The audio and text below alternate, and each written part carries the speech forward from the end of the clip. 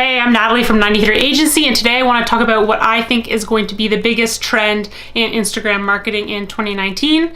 It's already something we've seen grow a lot in 2018, something that kind of really started late 2017, and this is micro influencer marketing. So you might know influencer marketing as brands who are partnering with celebrities and getting them to endorse their products online.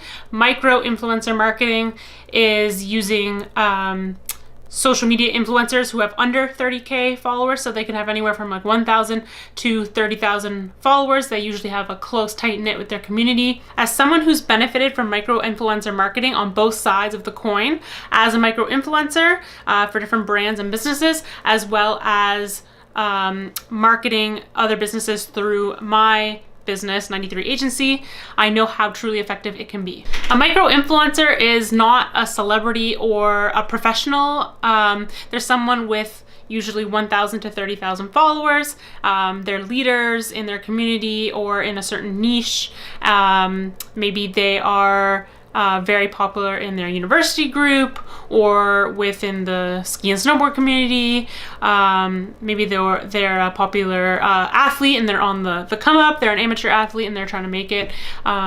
Or they're just someone who posts great content, is creating a lot of content around their hobbies and their profession. They have close relationships with their followers. It's not like a fan celebrity relationship. Usually their followers actually have some sort of relationship with them, whether they've met them before or they know them through a friend or a friend of a friend. They usually feel a little bit closer and take their opinions more highly than someone who they know is just selling them a product. So it is said that micro influencers have 60% more engagement than using traditional influencer marketing. They have 22 times more weekly conversations than the average consumer. Micro influencers tend to be very underpriced. As humans, it's very hard to price yourself. There's a lot of celebrities who are overpricing. There's also a lot of micro influencers who are overpricing.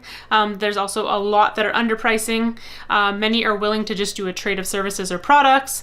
And that's where it can be very beneficial for your business, especially if you have something that's not going to cost you a lot to give away for free, yet you're going to get that return in investment. The thing about micro influencers is they are brand relevant. So they're people who actually use your brand. I mean, you see a lot of celebrities, they don't pay for any products. So when they're endorsing a product, you know that they've never even gone out and paid for it or used it themselves before they decided to endorse this product. Micro influencers tend to actually have been customers of the brand, the service, the gym, whatever they're marketing. They are people who have actually used the product or service before. So they can vouch for you in that way. Their opinions are much more trusted by their community because of this. In addition, a micro influencer tends to be very loyal, more than a celebrity who goes to the highest bidder.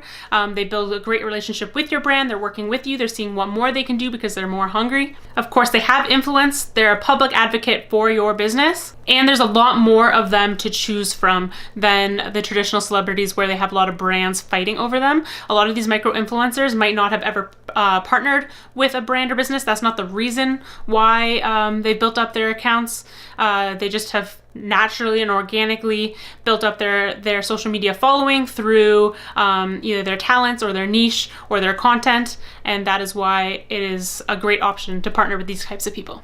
So your next question might be, how do you find these micro influencers? The first step I would say is go through who follows you and who has been tagging you or who is actually a client of your business. Go through and see if these people have experience with you. Are they members at your gym? Have they bought your supplement before?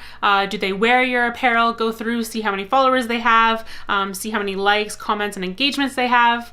A good sign is if they post something and they're wearing something, do they have people commenting, where did you get that? I love that. And they're actually responding to those people. You know, celebrities might not have the time or they hire someone to respond for them.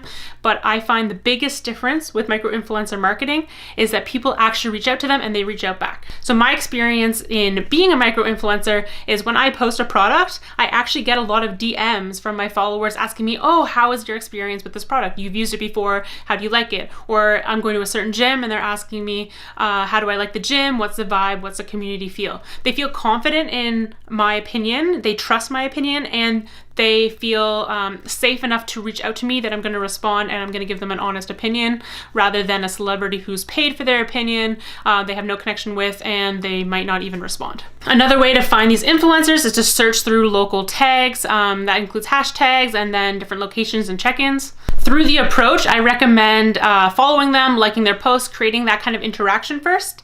That'll kind of get them excited about it, seeing that you're following, and then maybe a few days, a week later, you might send them a DM, ask for their email, say you have something that you want to discuss with them, a proposal, kind of hype it up in that way. Likely you're going to want to start off offering a free product, asking what their experience with the product is, or if you're a gym, you're going to ask them if they've been to your gym. If they're already a client or a follower, you might already know that. You're going to get them in there. You want them to get that first touch point with your business before you actually offer them anything. Next, you're going to see what their expectations are. Are they asking for a lot of cash, or do they want a product in exchange for them creating content with that product and posting about it?